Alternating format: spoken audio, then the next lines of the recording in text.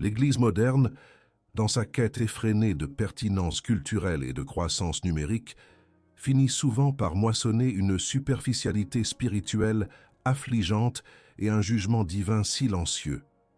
Charles Spurgeon, le titan de la foi dont la voix résonne encore à travers les âges, ne cessa de mettre en garde contre ce piège insidieux. Une foi qui se contente d'être verbale n'est qu'une façade, une coquille vide, un simulacre de dévotion qui trahit le cœur de l'Évangile. Nous vivons une époque où le christianisme est souvent réduit à une performance sociale, à une série de rituels sans âme ou à une adhésion intellectuelle stérile. Cette foi verbale, celle qui se prononce sans se vivre, est devenue l'ennemi commun le plus insidieux, minant les fondations mêmes de l'Église et laissant des âmes assoiffées et déçues.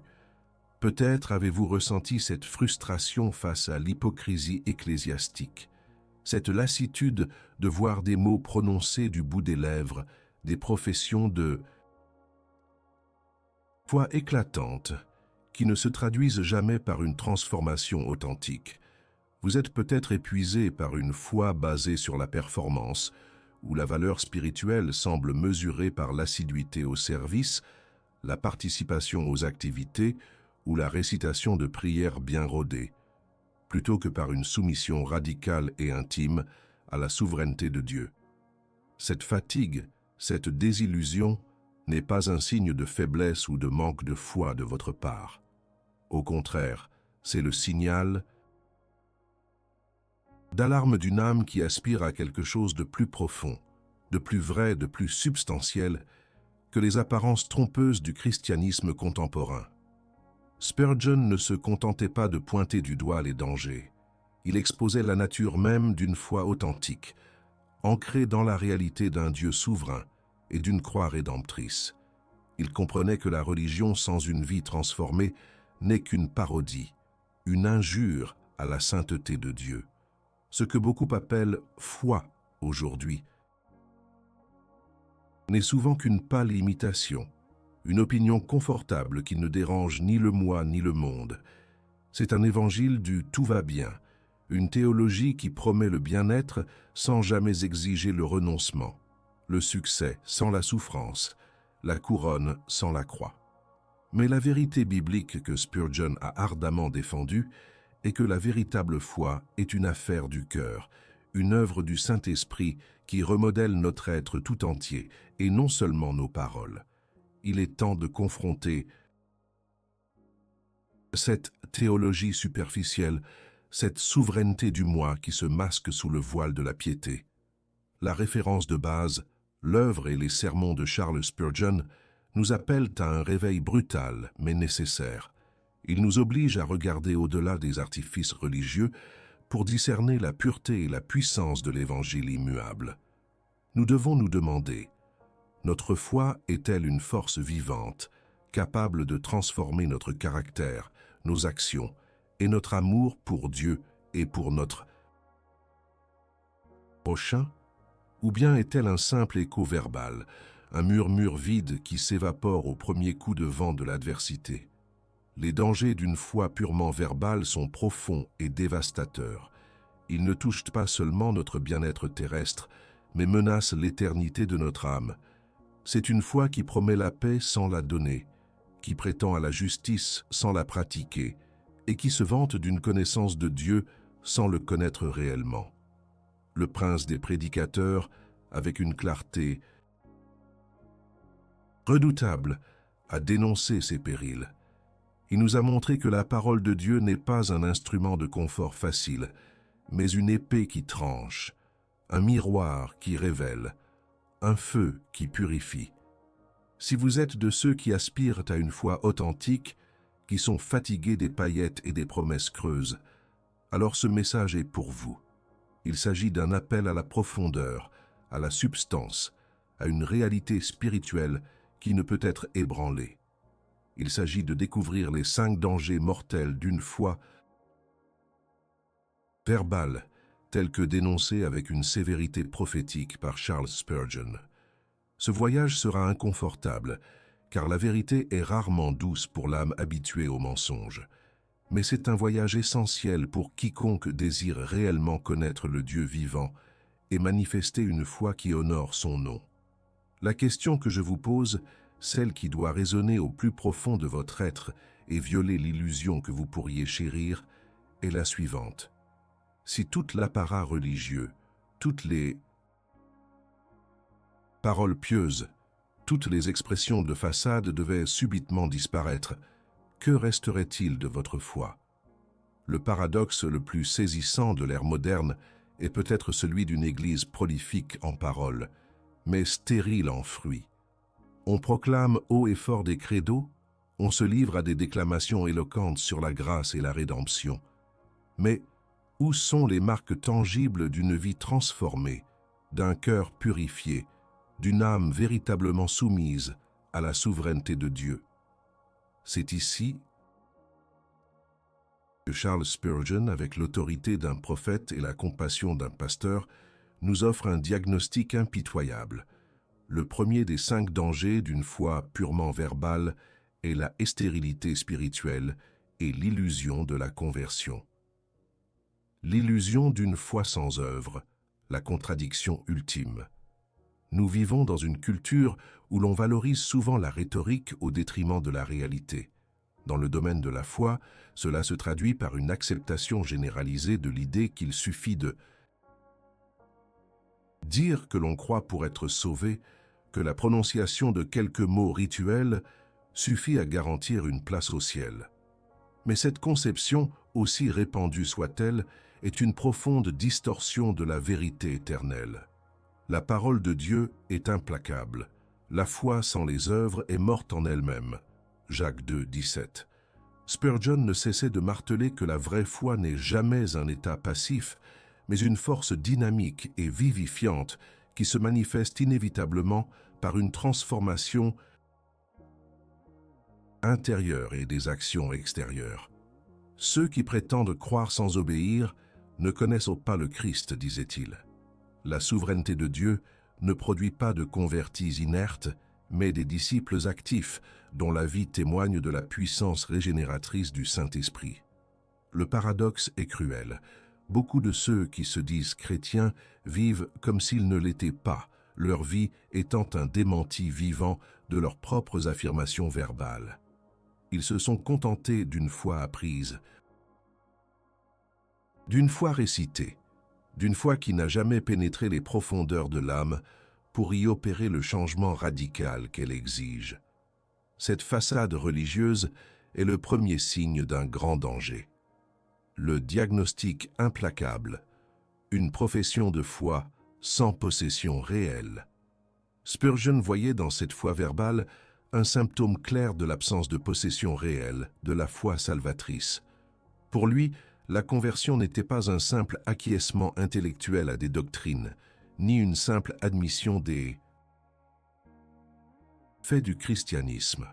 C'était une rencontre bouleversante avec le Dieu vivant, un acte de repentir profond, une reddition inconditionnelle au Seigneur Jésus-Christ. Une profession de foi sans un cœur changé est, aux yeux de Dieu, un blasphème. C'est prendre son nom en vain, c'est se moquer de sa sainteté.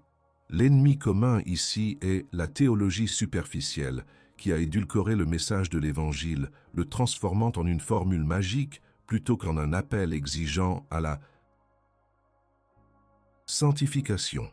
Spurgeon nous presse de sonder nos cœurs, de ne pas nous contenter d'un christianisme de surface. Beaucoup ont la religion sur leurs lèvres, avertissait-il, mais ils ne l'ont pas dans leur cœur. Ce diagnostic n'est pas là pour juger, mais pour appeler au discernement. Est-ce que votre foi a réellement vaincu le péché en vous? A-t-elle opéré une transformation qui vous rend étranger à vos anciens désirs et aspirations mondaines?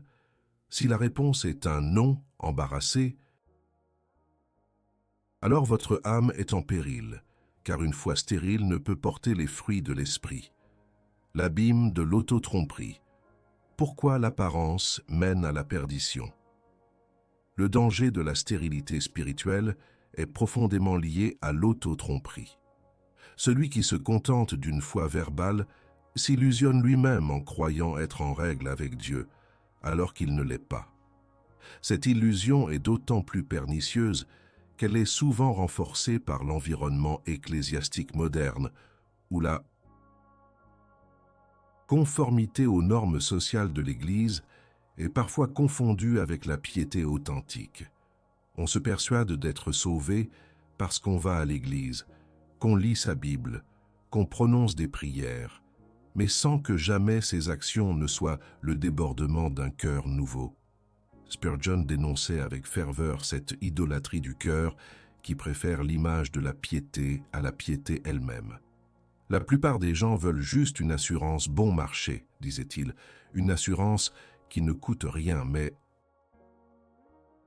qui ne vaut rien. Cette dor occulta abordée, l'épuisement d'une foi basée sur la performance, est précisément ce que l'auto-tromperie nourrit. Vous travaillez dur pour maintenir une façade, mais intérieurement, l'âme reste vide, insatisfaite et incapable de trouver le trésor impérissable de la communion avec Dieu, qui est le véritable trésor du chrétien. Sans une transformation réelle, l'apparence de la foi ne mène pas au salut, mais à la perdition éternelle. Le chemin radical du retour à la vie, la nécessité de la régénération. Le seul remède à la stérilité spirituelle est la régénération radicale, une nouvelle naissance opérée par le Saint-Esprit. Ce n'est pas une astuce ou une dite, mais un acte souverain de Dieu qui donne une vie nouvelle à une âme morte dans le péché. Spurgeon appelait les gens non pas à prononcer des mots, mais à se repentir de leurs péchés et à placer leur foi inconditionnelle en Jésus-Christ. C'est un appel à l'autel, où l'on dépose ses propres prétentions religieuses, ses propres efforts charnels, et où l'on se confie entièrement à la grâce souveraine. La solution radicale n'est pas de travailler plus dur pour paraître pieux, mais de mourir à soi-même pour que le Christ puisse vivre en nous. Il n'y a pas de véritable foi sans le repentir, et pas de repentir sans la foi, affirmait Spurgeon. C'est par cette soumission totale à la vérité que nous passons de la stérilité à la fécondité spirituelle, découvrant que le véritable trésor du chrétien est la communion avec Dieu lui-même, une richesse qui surpasse toutes les bénédictions matérielles et tous les conforts éphémères de ce monde. C'est là que réside la vraie prospérité divine, cachée dans l'intimité d'une foi vivante et agissante. Après avoir diagnostiqué la stérilité d'une foi purement verbale, il est impératif d'en sonder les ramifications, d'explorer les abysses dans lesquels elle précipite l'âme. Une profession de foi sans possession réelle n'est pas seulement une erreur, c'est une imposture aux conséquences éternelles et dévastatrices. Charles Spurgeon, dont la voix perçait les illusions de son temps, mettait en garde contre le second danger majeur d'une foi verbale, la fausse assurance et la négation du juizo divino. Le paradoxe de la fausse paix, comment l'illusion conduit à l'aveuglement spirituel. Nombreux sont ceux qui, s'accrochant à une foi de façade, trouvent une forme de paix illusoire. Ils se disent chrétiens, ils accomplissent les gestes attendus, ils récitent les paroles pieuses, et en cela, ils trouvent un faux réconfort, une assurance qui n'est pas fondée sur la vérité de Dieu, mais sur leur propre perception de leur piété. C'est le paradoxe cruel de l'évangile du confort. Il promet la paix sans jamais confronter le péché, le salut sans l'exigence du repentir. Cette paix n'est pas la paix qui dépasse toute intelligence.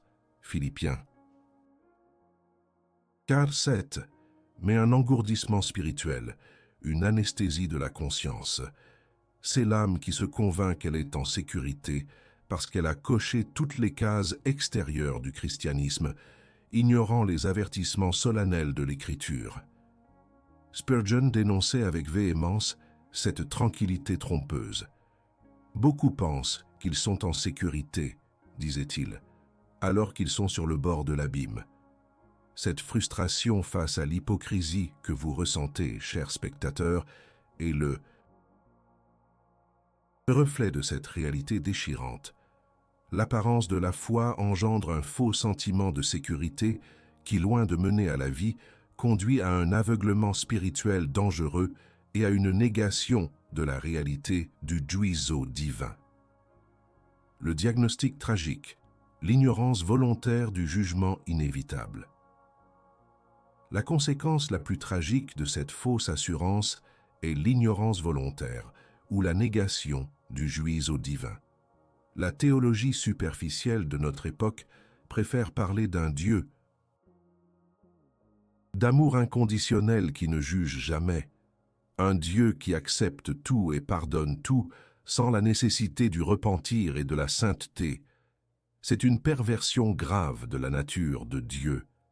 Spurgeon, s'appuyant sur l'ensemble des Écritures, ne craignait pas de prêcher sur la terreur du Seigneur. Il rappelait que Dieu est aussi saint et juste que miséricordieux. L'idée que Dieu est trop bon pour damner un homme, proclamait-il, est une preuve qu'il est déjà damné, car il est un menteur. Cette vérité incommoda est souvent éludée dans les pulpites modernes, qui craignent de heurter les sensibilités. Mais la réalité du jugement n'est pas une menace que l'on peut ignorer.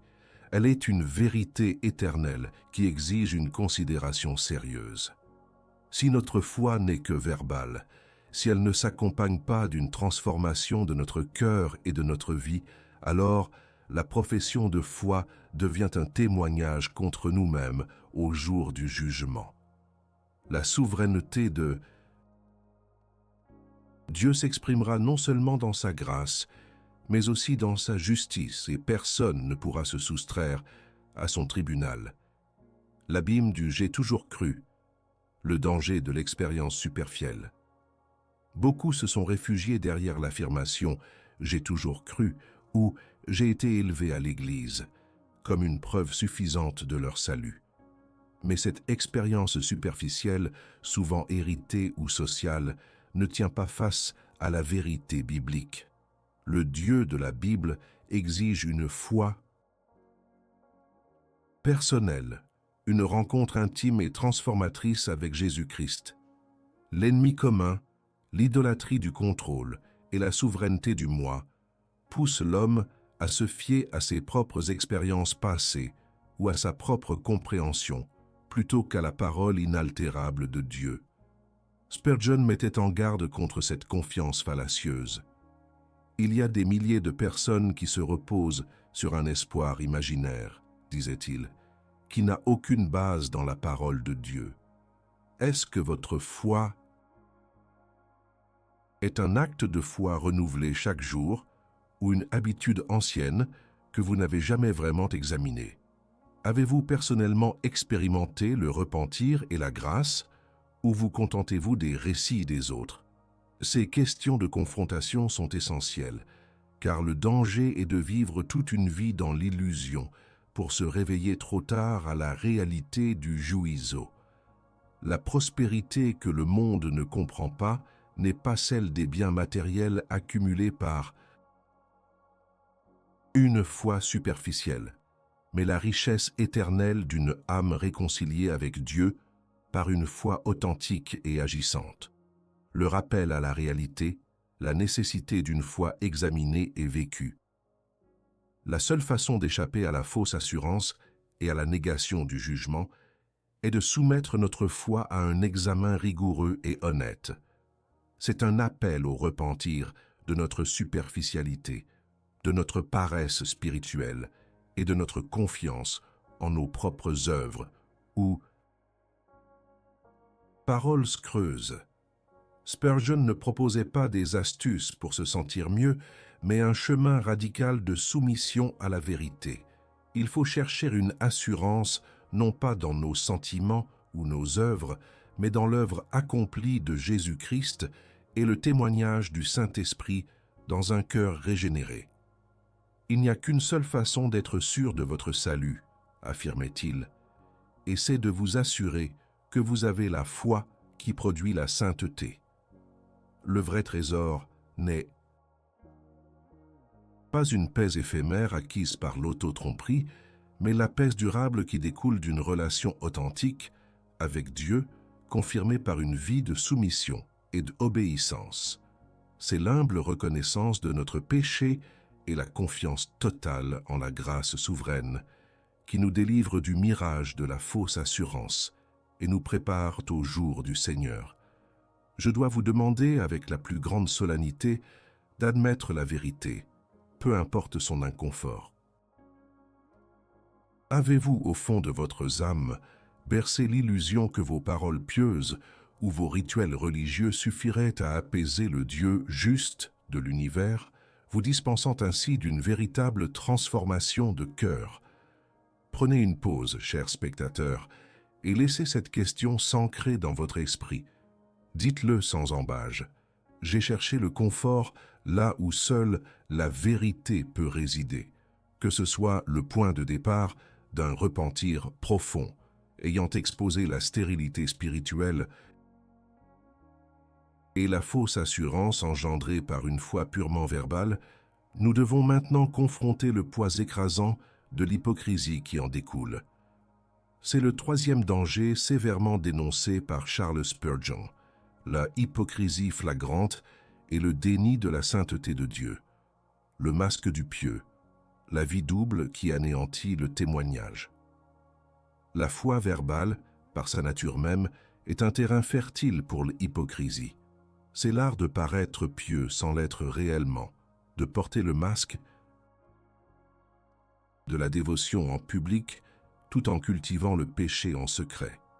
Cette vie double n'est pas seulement un manquement moral, elle est une offense directe à la sainteté de Dieu et un anéantissement du témoignage chrétien. L'évangile du confort de notre époque encourage cette dualité, promettant le pardon sans exiger la repentance radicale et la bénédiction sans la sainteté.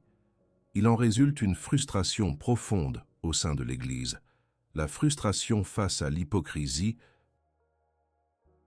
ecclésiastique, où les actes ne correspondent pas aux paroles.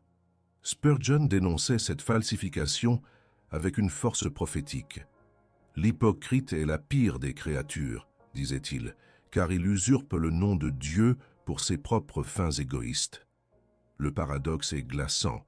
En voulant se conformer extérieurement à la foi sans en épouser la réalité intérieure, l'individu se rend esclave d'une performance épuisante qui, au lieu de glorifier Dieu, le déshonore et fait trébucher les âmes sincères.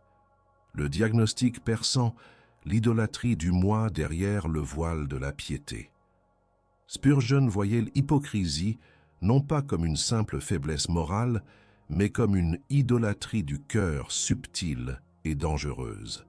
Derrière le voile de la piété se cache le culte du moi, le désir d'être admiré par les hommes plutôt que d'être approuvé par Dieu. C'est la souveraineté du moi qui cherche à manipuler la foi pour obtenir des avantages sociaux, de la reconnaissance ou un sentiment de supériorité morale. La référence de base, la parole de Dieu, nous révèle que Dieu regarde au cœur, non aux apparences. 1 Samuel 16, 7. La foi verbale sans le cœur transformé est un mensonge criant à la face du Dieu omniscient, affirmait Spurgeon. Cette théologie superficielle qui ne confronte pas le péché intérieur est le principal ennemi commun, car elle permet à l'hypocrisie de proliférer et de corrompre l'Église de l'intérieur. Le vrai trésor du chrétien n'est pas l'approbation humaine, mais la communion avec Dieu, une intimité qui ne peut exister dans la duplicité.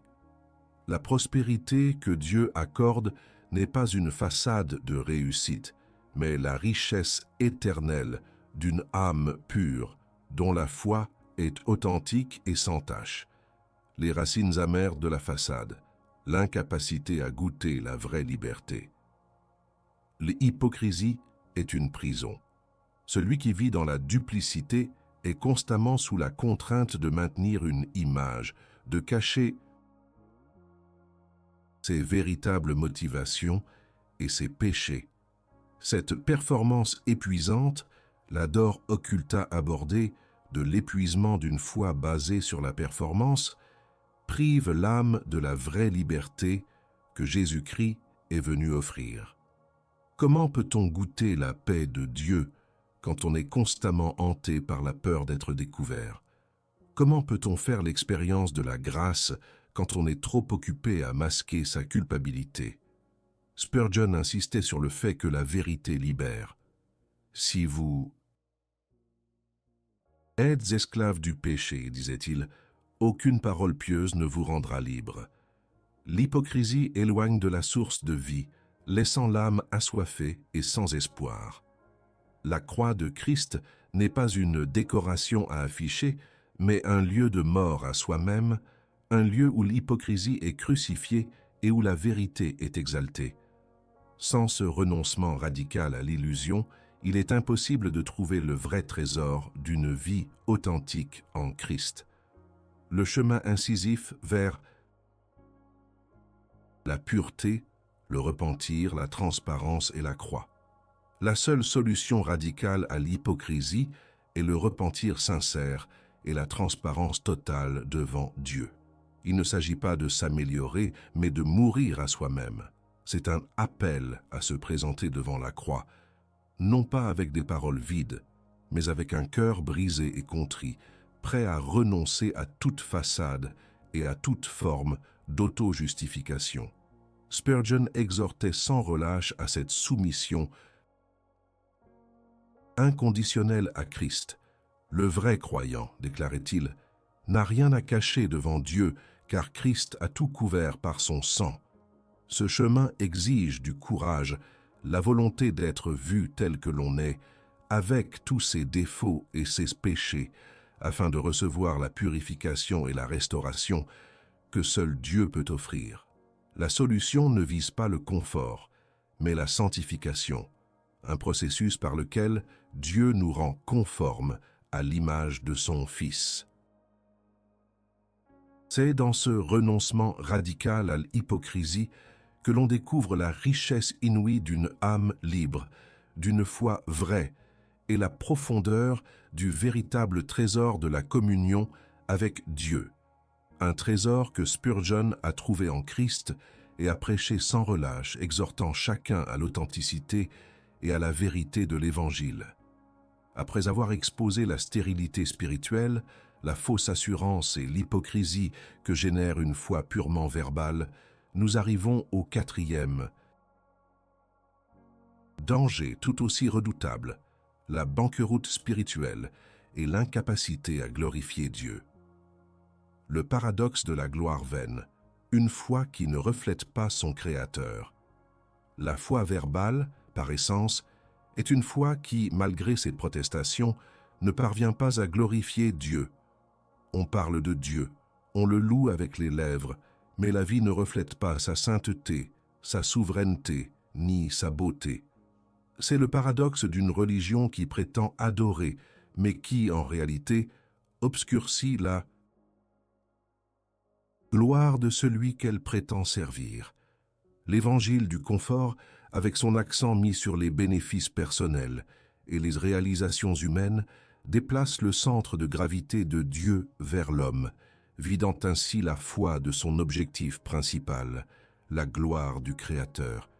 Spurgeon, à travers toute son œuvre, a insisté sur cette vérité fondamentale. La raison d'être du chrétien est de glorifier Dieu en toutes choses. Le véritable but du chrétien n'est pas d'être heureux,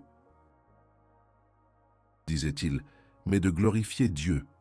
Une foi verbale ne le peut pas car elle est égocentrée, préoccupée par sa propre image et son propre confort, et non par l'exaltation de Dieu. La frustration face à l'hypocrisie, cette dor occulta abordée, est souvent le résultat de l'observation de ce manque de gloire de Dieu dans les vies professantes, ce qui érode le témoignage de l'Église et sa capacité à attirer les âmes vers la vérité. Le diagnostic implacable, une vie sans fruit, une offense à la sainteté divine. Le diagnostic de cette banqueroute spirituelle est une vie sans fruit, une offense à la sainteté divine. Dieu attend de ses enfants qu'ils portent du fruit de repentance, du fruit de justice, du fruit de l'esprit. Galates 5, 22, 23. Or, une foi verbale est intrinsèquement stérile. Elle n'a pas la racine profonde nécessaire pour produire une transformation durable. L'ennemi commun, la théologie superficielle, a semé l'illusion qu'il suffit de parler de Christ pour être chrétien sans que cela n'implique une mort au moi et une vie de soumission. Spurgeon était catégorique. Les arbres qui ne portent pas de fruits seront coupés et jetés au feu. Ces paroles sévères sont un rappel de la réalité du juizo et de l'exigence de Dieu pour la sainteté. Sans une foi authentique, agissante et transformante, l'âme accumule une dette spirituelle insurmontable, incapable de rendre à Dieu la gloire qui lui est due. Le véritable trésor du chrétien n'est pas un compte bancaire rempli de bénédictions matérielles, mais une vie qui rayonne la lumière de Christ, un cœur qui brûle pour sa gloire. C'est cela la vraie prospérité divine, une richesse éternelle qui dépasse l'entendement, l'abîme du moi d'abord, le vol de la gloire divine.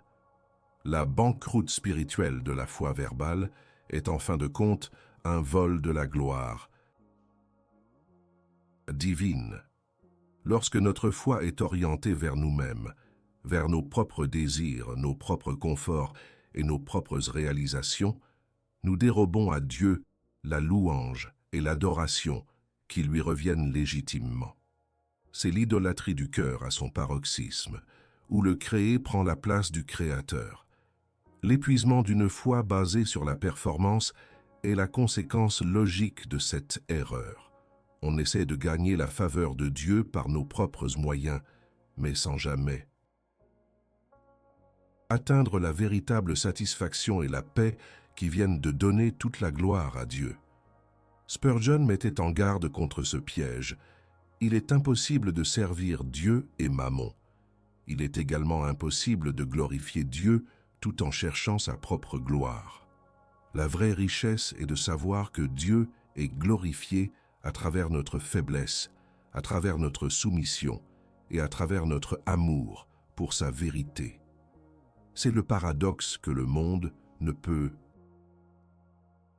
comprendre. Être riche en foi tout en étant pauvre aux yeux des hommes, car notre trésor est caché en Christ. Le chemin incisif vers la vraie prospérité, la renonciation au moi et la gloire de Christ. La solution radicale à cette banqueroute spirituelle est la renonciation totale au moi et la recherche passionnée de la gloire de Christ. Il s'agit d'un appel, non pas à faire plus d'efforts religieux, mais à mourir à soi-même, à s'humilier sous la main puissante de Dieu. C'est un appel à l'autel où l'on dépose toutes nos prétentions, nos ambitions égoïstes et où l'on se soumet entièrement à la volonté souveraine de Dieu. Spurgeon ne cessait de prêcher sur la nécessité de l'humilité et du sacrifice. Plus Christ est grand en vous, affirmait-il, plus vous serez petit à vos propres yeux et plus Dieu sera glorifié. Le vrai trésor du chrétien n'est pas dans l'accumulation de bénédictions visibles, mais dans la richesse impérissable de la communion avec Dieu, de connaître Christ et de le faire connaître. C'est dans cette soumission radicale que l'on découvre la véritable prospérité divine, une richesse qui dépasse tout entendement humain, car elle est fondée sur la personne et l'œuvre de Jésus-Christ et non sur nos propres mérites. C'est là que Spurgeon a découvert la vraie richesse de l'âme et a appelé chacun à la trouver, loin des illusions d'une foi purement verbale.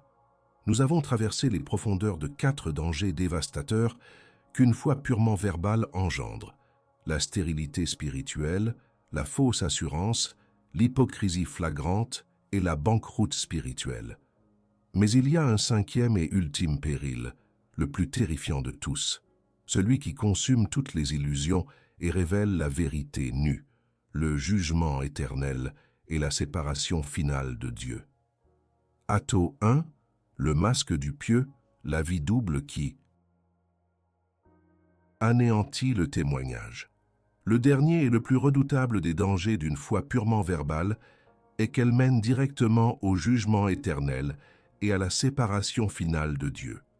Ceux qui se sont contentés de paroles vides, de professions de foi sans substance, de gestes religieux sans un cœur transformé, se tiendront un jour devant le trône du Dieu Tout-Puissant, et leurs paroles ne suffiront pas. L'évangile du confort qui a promis le salut sans l'exigence du repentir et de la sainteté aura échoué. Spurgeon, avec une gravité solennelle, mettait constamment en garde contre cette réalité inéluctable. Il y a un enfer, disait-il, aussi réel que le ciel, et des âmes s'y précipitent sans repentir. La théologie superficielle de notre époque, qui minimise le péché et le juiseau divin, prépare tragiquement des millions à cette confrontation finale. La frustration face à l'hypocrisie ecclésiastique que beaucoup ressentent est un écho lointain de la justice divine qui sera pleinement manifestée ce jour-là. C'est un rappel que Dieu ne se laissera pas moquer. Il connaît le cœur de chacun et jugera non pas sur les apparences, mais sur la vérité intérieure. Atto 2, le diagnostic implacable, l'exclusion de la présence de Christ, malgré les proclamations.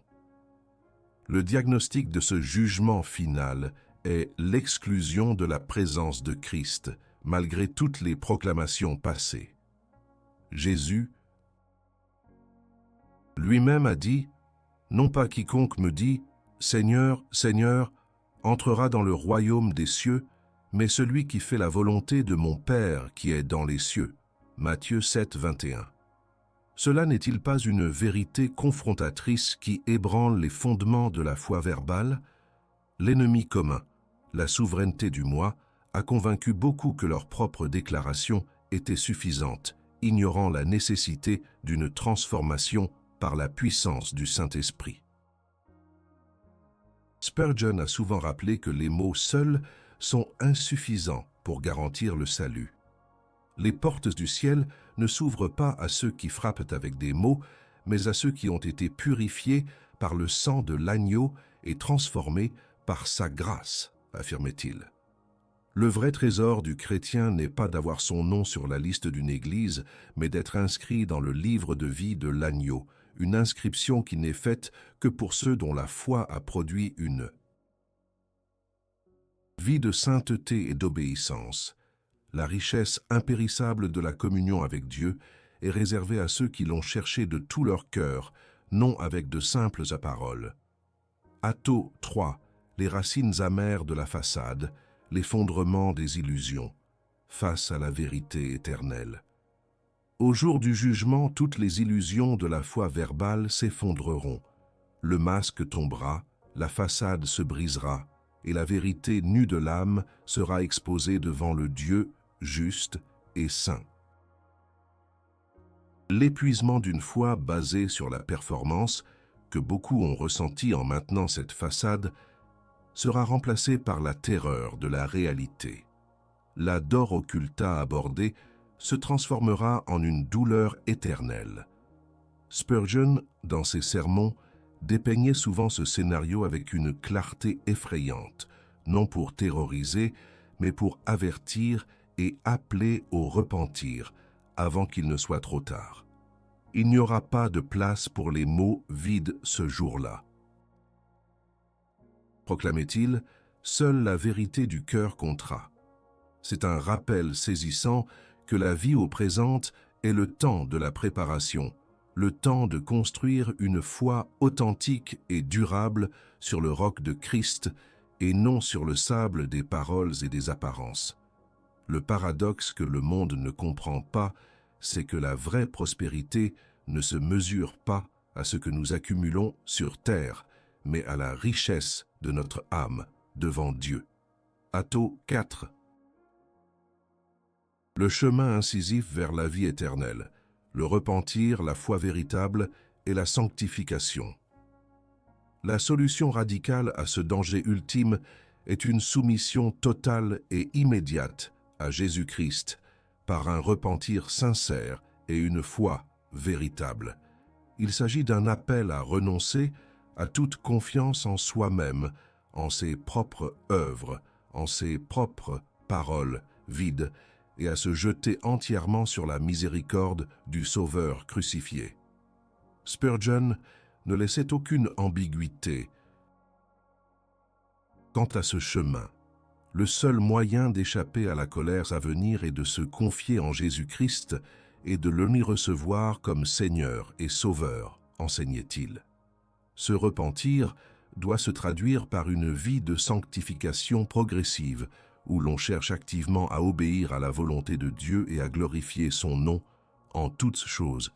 C'est la croix qui est le point de rencontre entre notre péché et la grâce souveraine de Dieu. C'est là que la foi verbale meurt et que la foi vivante prend naissance. Seule cette foi authentique et transformante peut garantir la vie éternelle et la communion perpétuelle avec Dieu, le véritable trésor de l'âme. Comme Charles Spurgeon a si éloquemment déclaré, « Le véritable trésor de l'âme ne se trouve pas dans les louanges des hommes ou dans les richesses du monde, mais dans la connaissance de Dieu et la puissance de son esprit, en nous un trésor impérissable que personne ne peut nous enlever. Nous avons sondé les profondeurs de l'âme et démasqué les dangers insidieux d'une foi qui se contente de résonner à la surface des lèvres sans jamais s'enraciner dans les abîmes du cœur. Charles Spurgeon, cette sentinelle inébranlable de la vérité éternelle, nous a conduits à travers un chemin de confrontation brutale mais nécessaire. Il a déchiré le voile des illusions pour révéler la stérilité, la fausse assurance, l'hypocrisie et la banqueroute spirituelle qui guette quiconque s'accroche à une religion sans transformation radicale. Le point culminant de cette mise en garde est le jugement éternel, la séparation finale d'avec le Dieu saint et juste, pour ceux dont la foi n'a été qu'une ombre sans substance. Ce que le monde appelle foi est souvent une simple opinion personnelle, une préférence philosophique ou un sentiment éphémère. Ce que l'Église moderne promeut parfois est un évangile du confort qui ne dérange pas, qui ne coûte rien et qui ne change rien. Mais la vérité éternelle que Spurgeon a inlassablement prêchée est un appel au renoncement, à la croix, à une mort à soi-même pour une vie nouvelle en Christ. Ce n'est pas un chemin facile, mais c'est le seul chemin qui mène à la vie authentique, à la paix véritable et à la gloire de Dieu. Le trésor le plus précieux que l'homme puisse trouver n'est pas la prospérité matérielle, ni la reconnaissance sociale, ni la maîtrise de son destin. C'est le trésor de la connaissance de Dieu par Jésus-Christ, une connaissance qui transforme l'âme de l'intérieur et la rend capable de porter du fruit pour la gloire de son nom. Cette prospérité divine est cachée non pas dans les bénédictions que Dieu accorde, mais dans la communion avec lui, une intimité qui ne peut être forgée que par une foi sincère, agissante et résolue. Vous êtes appelé à un discernement radical. Est-ce que votre foi est une force vivante qui transforme votre caractère, vos actions et votre amour pour Dieu et votre prochain? Ou bien est-ce un simple écho verbal, un murmure vide qui s'évapore au premier coup de vent de l'adversité? Il est temps de choisir entre l'apparence et la réalité, entre le confort trompeur et la vérité rédemptrice. Que votre âme aspire à la profondeur, à la substance, à une réalité spirituelle qui ne peut être ébranlée. Que la gravité de ces vérités vous pousse à l'auto-évaluation, non pas avec un esprit de condamnation, mais avec un désir ardent de plaire à Dieu de tout votre cœur, de toute votre âme, de toute votre force et de tout votre esprit. C'est le chemin de la vraie liberté, de la vraie paix et de la vraie vie en Christ, le trésor impérissable que Spurgeon a défendu avec toute sa vie. Le moment est venu de confronter la vérité, non plus en tant qu'observateur passif, mais en tant qu'acteur de votre propre destinée éternelle. Ce message n'était pas destiné à vous divertir, mais à sonder les profondeurs de votre âme et à vous pousser à l'action. Vous avez écouté la voix d'une sentinelle, celle qui crie dans le désert de la superficialité moderne. Mais écouter ne suffit pas, il faut répondre. Si la gravité de ces vérités a touché votre cœur, si elle a remué en vous le désir d'une foi plus profonde, plus authentique, plus ancrée dans la souveraineté de Dieu, alors je vous mets au défi d'agir. Ne laissez pas ce moment passer sans laisser une marque de votre engagement. Osez manifester publiquement que cette recherche de la vérité n'est pas un simple passe-temps intellectuel, mais une décision qui engage votre être tout entier. Transformez ce visionnage en un acte de courage spirituel. Cliquez sur le bouton « J'aime » de cette vidéo, non pas comme un simple clic, mais comme une déclaration. Je choisis la profondeur plutôt que la superficialité, la vérité plutôt que le confort. Que ce « j'aime » soit le symbole de votre décision de renoncer à la foi verbale et d'embrasser la foi agissante. Ensuite, commentez sous cette vidéo. Laissez votre réflexion, votre combat, votre engagement en un mot ou une phrase qui résume ce que vous avez appris ou ce qui vous a le plus interpellé. Partagez votre histoire avec la communauté ici. N'ayez pas peur de la transparence. C'est le premier pas vers une authentique liberté. Votre commentaire n'est pas qu'une simple opinion, mais une confession publique de votre désir de sanctification, un rite de purification et de nouveau départ. Et si ce canal vous a offert un refuge de profondeur théologique dans un monde de christianisme superficiel, alors rejoignez notre communauté. Abonnez-vous à cette chaîne. Ne manquez pas les futurs messages qui continuent de disquer la vérité biblique et de confronter les illusions de notre temps. Activez la cloche des notifications pour ne rien manquer de ces appels urgents à la foi authentique. L'indifférence est le pire des jugements. Ne restez pas silencieux. Votre âme mérite la vérité, et la vérité exige une réponse. Que votre action soit le témoignage de votre courage et de votre engagement profond envers le Dieu vivant.